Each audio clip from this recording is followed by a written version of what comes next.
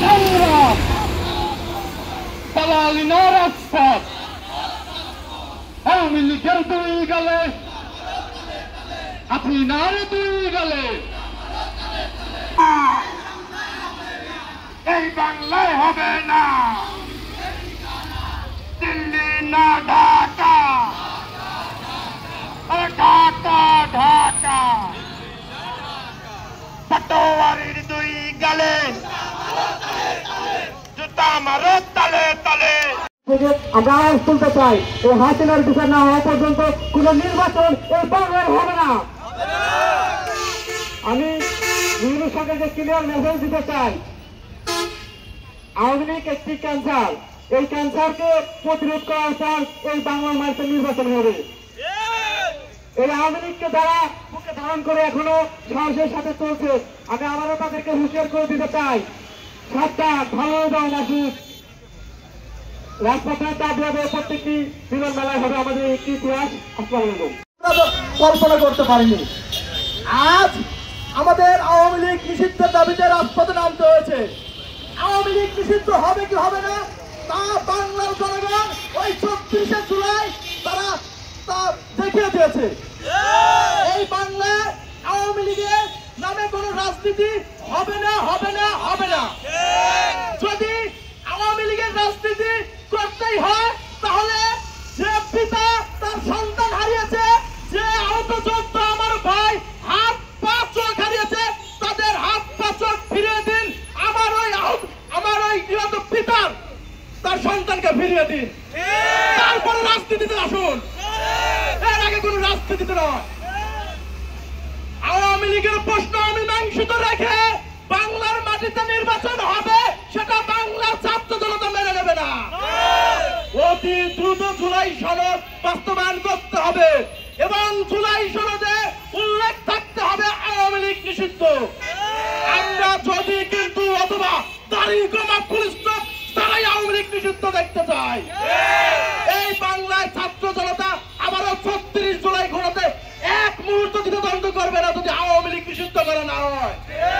তাই এই অন্তর্বর্তী সরকারকে আমি দৃঢ় কণ্ঠে জানিয়ে দিতে চাই, অতি দ্রুত আওয়ামী লীগ নিষিদ্ধ করুন এবং আওয়ামী লীগ নিষিদ্ধের পরে আপনারা নির্বাচনের কথা বলুন।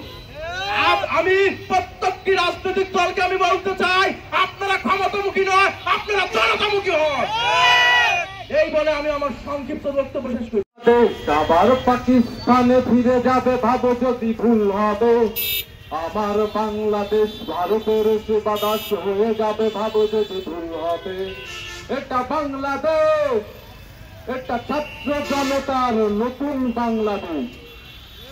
বীর ছাত্র জনতা, আমার বিপ্লবী ছাত্র ভাই ও বোনেরা, আজ আমরা এখানে উপস্থিত হয়েছি একটি স্পষ্ট দাবি নিয়ে।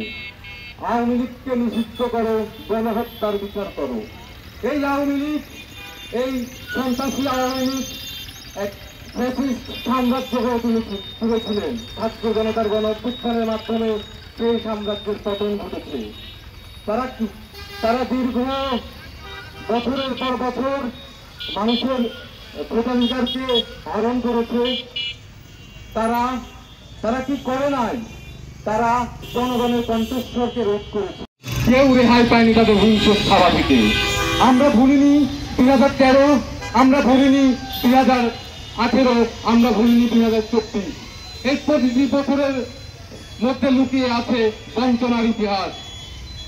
গণহত্যার অধ্যায়, গণহত্যার সমাপ্তি ঘটেছে। এখন সময় এসেছে গণহত্যার বিচার করার। বাংলার ছাত্র জনতার অভ্যুত্থানের মাধ্যমে আজ আওয়ামী সরকারের পতন ঘটেছে। আমি অন্তর্বর্তীকালীন সরকার ইউনূস সরকারকে বলতে চাই, ছাত্র জনতার রক্তের উপর আপনি দাঁড়িয়ে আছেন। আপনি এই বাংলার ছাত্র জনতার সাথে বেইমানি করতে পারেন না। আজ দীর্ঘ 9 মাস পর কিছু ঘটনা দেখে আমার কষ্ট হয়, আমার হৃদয় থেকে রক্তক্ষরণ হয়। সাবেক রাষ্ট্রপতি আব্দুল হামিদ খান, তিনি কিভাবে দীর্ঘ 9 মাস আত্মগোপন থেকে সবার সামনে দিয়ে দেশ ত্যাগ করতে পারে, যখন তার গায়ে গণহত্যার রক্তের দাগ লেগে আছে। আমার কষ্ট হয়। আমরা বলে দিতে চাই এই অন্তর্বর্তীকালীন সরকারকে, টেকনাফ থেকে তেতুলিয়া আমরা আবার আন্দোলন গড়ে তুলব যদি আওয়ামী লীগকে নিষিদ্ধকরণ না করা হয়। আওয়ামী লীগকে পুনর্বাসনের কথা ভুলে যেতে হবে। আওয়ামী লীগকে নিষিদ্ধকরণ করা না হলে আমরা টেকনাফ থেকে তেতুলিয়া প্রত্যেকটি তৃণমূল পর্যায়ে আন্দোলন গড়ে তুলব। আমার বিপ্লবী ছাত্র জনতা ভাইয়েরা, আমার বনপাড়াবাসী ছাত্র জনতারা, আপনারা ইতিহাসের সাক্ষী হচ্ছেন।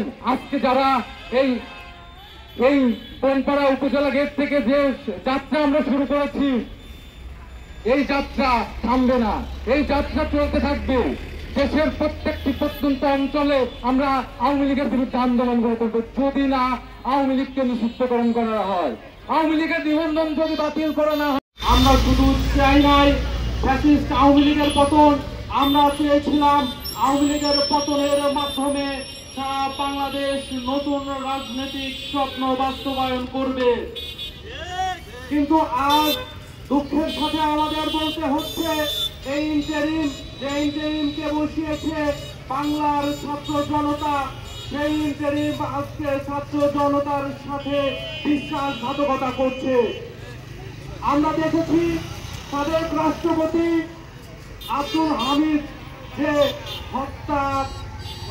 হত্যা মামলার আসামি হওয়া সত্ত্বেও এই 9 মাস যে আত্মগোপনে ছিল তাকে সেফ এক্সিস্ট দিয়েছে ইন্টারিম সরকার। আমরা হুঙ্কার দিয়ে বলতে চাই, আপনারা জনতার সাথে কোন রকমের প্রতারণা করার সাহস দেখাবেন না। আপনারা বাংলাদেশের একটি নির্বাচন দিয়ে এই সরকারের দায়িত্ব শেষ করার চিন্তা ভাবনা করলে আপনারা ভুল করবেন। আগে সংস্কার করতে হবে, সংস্কার করার পূর্ব শর্ত ফ্যাসিস্ট কাঠামো তৈরি করা। ফ্যাসিবাদের হইতে চাই যেখানে রাজনৈতিক বিকেন্দ্রীকরণ নিশ্চিত হবে, যেখানে স্বতন্ত্র এবং স্বাধীন নির্বাচন কমিশন থাকবে, যেখানে স্বতন্ত্র এবং স্বাধীন বিচার। দিল্লি না ঢাকা, লড়াই চাই, লড়াই করে বাঁচতে চাই। হুঁশিয়ার করে বলতে চাই, আজকে বাংলাদেশে যে ঘটনা ঘটে গেল, আজকের পর থেকে সারা বাংলাদেশের ছাত্র জনতা ইন্টারিমের প্রতি আশ্বাস বিশ্বাস হারাচ্ছে। আমরা কঠোরভাবে বলতে চাই, সারা বাংলাদেশের সকল রাজনৈতিক দলকে আহ্বান করতে চাই, ছাত্র জনতার আহ্বানে আপনারা যেভাবে রাজপথে এসেছিলেন এখনই সময় আবার রাজপথে আসা। এবং যে সকল তথাকথিত দামি নির্বাচনের তথাকথিত মেম্বার অফ পার্লামেন্ট হয়েছিলেন তাদেরকে কঠিনভাবে হুঁশিয়ারি দিতে চাই, আপনারা আত্মগোপনে থেকে ষড়যন্ত্র করবেন আর আপনার দলীয় নেতা কর্মীদেরকে রাজপথে গিয়ে মার খাওয়াবেন, এরকম পাগলামির পরিবেশ সৃষ্টি করবেন না। আমি বলছি বক্তব্য দীর্ঘ করবো না। নাটোর জেলার বড়াইগ্রাম উপজেলা থেকে আমরা ইন্টারিমকে আহ্বান জানাতে চাই, গণহত্যাকারী আওয়ামী লীগকে নিষিদ্ধ করতে হবে এবং গণহত্যার বিচার করতে হবে। গণহত্যার বিচার না করে, কোন ধরনের সংস্কার না করে যদি নির্বাচনের ব্যবস্থা করা হয়, আমরা মনে করি শহীদ যত পরিবার রয়েছে এবং আহত যত পরিবার রয়েছে তাদের রক্তের সাথে বেইমানি করা। আওয়ামী লীগের নিষিদ্ধকরণ এবং গণহত্যার বিচারের দাবি রেখে আমি আমার একটা বক্তব্য এখানে শেষ করছি। আমি ছাত্র জনতাকে আহ্বান করছি, আপনারা রাজপথে থাকুন যতক্ষণ না পর্যন্ত আমাদের অধিকার আদায় হয়। ধন্যবাদ। আমরা স্বপ্ন দেখেছিলাম 1905 সালে বঙ্গভঙ্গের সময়, যখন এই পূর্ব বাংলার জনগণ তাদের ন্যায্য হিস্সা আদায়ের স্বপ্ন দেখেছিল, সেই স্বপ্ন নষ্ট হয়ে গিয়েছিল 1911 সালে। বেঙ্গল প্যাক্ট 1921 সালে যখন ভারতের মুসলিম এবং হিন্দুদের মধ্যে সরকারি চাকরিতে নিজেদের ন্যায্য অধিকারের সমতার জন্য করা হয়েছিল, তখন আমরা আমাদের প্রাপ্য অধিকারের স্বপ্ন দেখেছিলাম। সেটা স্বপ্ন বাস্তবায়ন হয়নি। আমরা 47-এ যখন পাকিস্তান স্বাধীন হলো, পূর্ব বাংলা পাকিস্তানের অভ্যন্তরে গেল, আমরা স্বপ্ন দেখেছিলাম। আমাদের দীর্ঘদিনের লড়াই সংগ্রাম, আমরা আশা করেছিলাম আমাদের পূর্ব বাংলার জনগণ তাদের ন্যায্য অধিকার পাবে। আমরা সেটা পাই নাই। সামরিক জান্তা সরকার বৈষম্য টিকিয়ে রেখেছিল এবং সেই বৈষম্য থেকেই জনগণের ভেতরের ক্ষোভ বিস্ফোরিত হয়ে জন্মলাভ করেছিল বাংলাদেশ। আজ এই বাংলাদেশের ছাত্র জনতা বারবার জীবন দিয়েছে। যখন স্বৈরাচারী এরশাদ পতনে ছাত্র জনতা সম্মুখ সারিকে আন্দোলন করেছিল, তারা তাদের নিজেদের রক্ত রাজপথে বিলিয়ে গিয়েছিল। 91 সালে এসে আমরা দেখেছি তার কোনো সুরাহা হয়নি। যারা রাজপথে জীবন দিয়েছিল তারা কখনো তাদের রক্তের বিনিময়ে তারা যে অধিকার চেয়েছিল, তারা যে সমতার বাংলাদেশ চেয়েছিল, তারা যে অত্যাচারবিহীন বাংলাদেশ দেখতে চেয়েছিল, সেই বাংলাদেশ বাস্তবায়ন কখনোই হয়নি। 2007 সালে যখন তত্ত্বাবধায়ক সরকার যখন -2 ফর্মুলা করতে চেয়েছিল, এদেশের জনগণ আবার রাজপথে এসেছিল।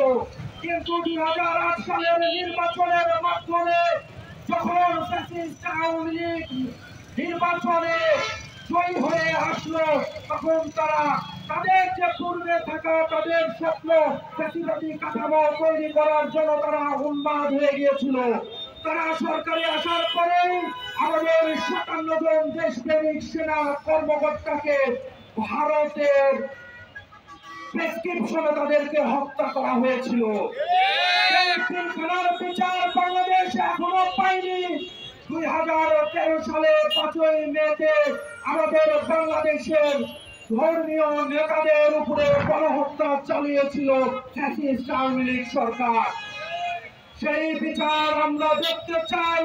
আজকে 2013 সাল থেকে আমরা 12 বছর অতিক্রান্ত করেছি, এখন পর্যন্ত আমরা সেই 5ই মে হত্যাকাণ্ডের বিচার দেখতে পাই নাই। আমরা দেখেছি 14 রাজ্যের আন্দোলন, 18 রাজ্যের আন্দোলন, 24-এর দামি নির্বাচন। সেই 24-এর নির্বাচনে যখন রাজনৈতিক দলের আহ্বানে সকল জনতা রাজপথে যাওয়ার জন্য যে তাদের বিশ্বাস তারা কখনো পাচ্ছিল না, তাদের যে নির্ভরতা, তারা যেটার উপরে ভরসা করে তারা রাজপথে নেমে আসবে, সেই ভরসা রাজনীতির দলগুলো তৈরি করতে পারেনি। যে কারণে এই